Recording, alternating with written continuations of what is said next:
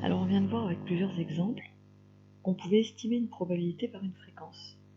Donc quand on ne connaît pas, là il y a des événements dont on ne connaît pas l'issue, la probabilité de l'issue, comme obtenir au moins une fille dans une famille de 3 enfants.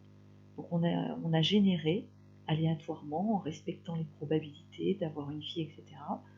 On a recréé, simulé ces modèles, et en fait, par tâtonnement, par expérience, en prenant des échantillons de grande taille, on se rend compte au bout d'un moment que la fréquence dans l'échantillon se stabilise autour d'une valeur qui tend vers la probabilité. Donc en fait, plus la taille de l'échantillon est grande, plus l'estimation est fiable.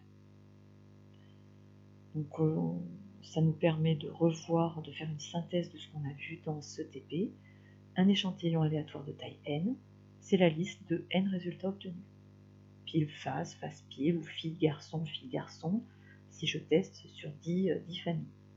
Donc à condition de répéter dans les mêmes conditions, avec la même expérience.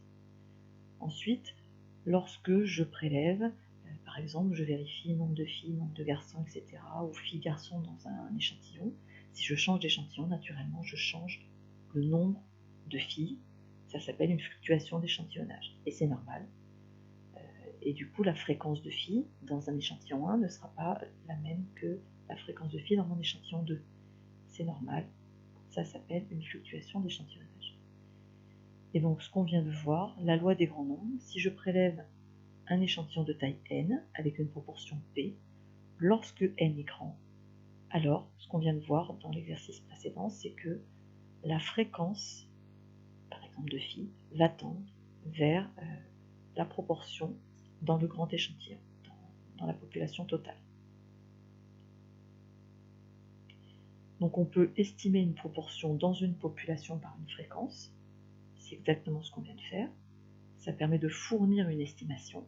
On fait des tests, plein de tests, et on peut, du coup, en changeant énormément les échantillons, on peut se rendre compte que, du coup, notre fréquence se stabilise, et se stabilise autour d'un nombre qui est la proportion de la population.